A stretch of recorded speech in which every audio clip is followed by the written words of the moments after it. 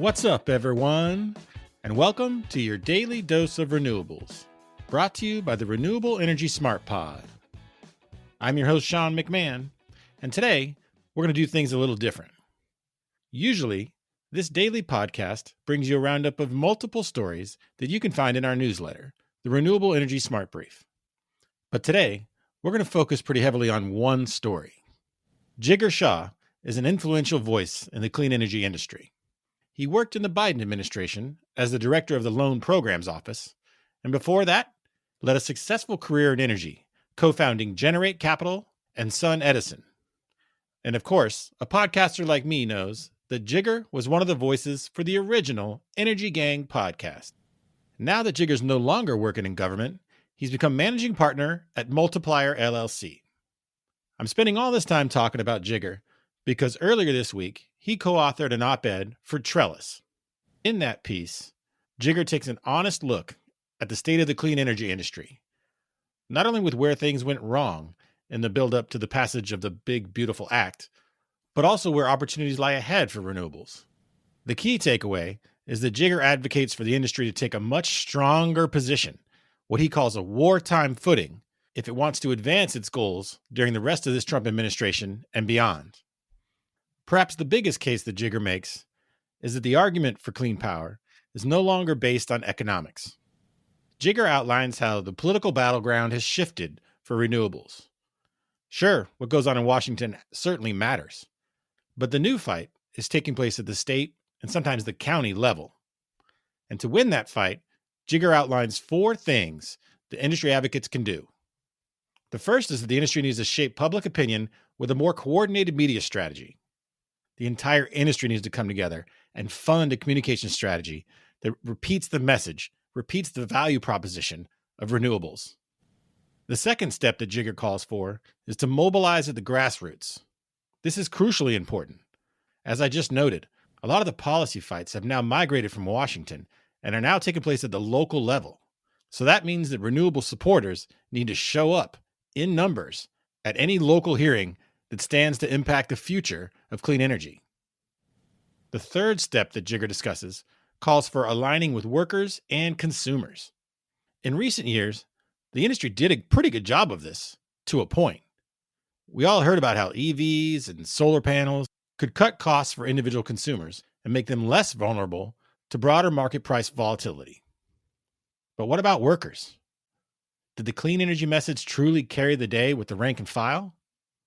For example, in recent years, there's been thousands of electricians employed on projects directly related to renewables. But would anyone in the industry be comfortable, or perhaps even offer evidence, that Democrats and the clean energy message carried the day when those electricians walked into a voting booth? I'm not so sure. The fourth step that Jigar highlights is pretty straightforward.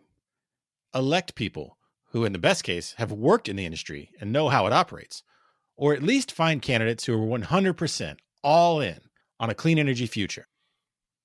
Ultimately, Jigar says that the hardest truth about where things stand today for renewables is that the BBA passed because advocates for clean energy were unprepared. That leads me to something that Jigar kind of touches on, maybe dances around, but he doesn't really come out and say it. The organizations in Washington who are there to advocate for the interests of clean energy need to take a hard look at where things went wrong. It is the job of the leaders of those organizations to make sure that the industry is not unprepared when a big bill makes its way through Congress. They can't be caught flat-footed.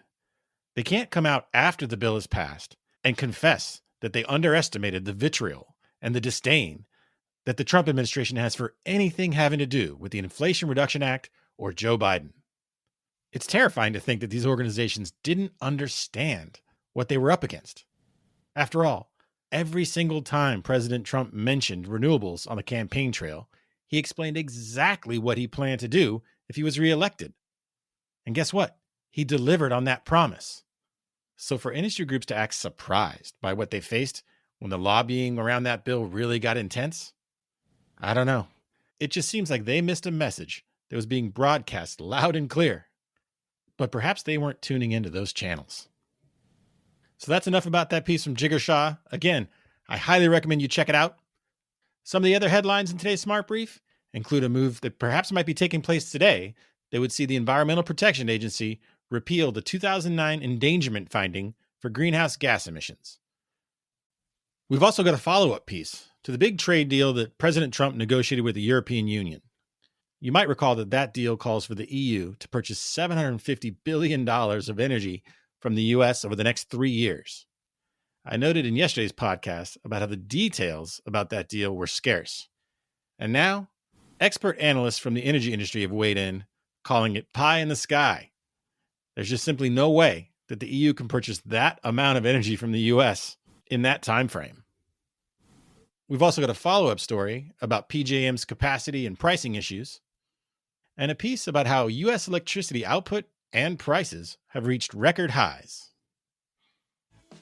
That's our show for today, but if you want to read more about these stories and more, click on the link in today's show notes to sign up for the Renewable Energy Smart Brief.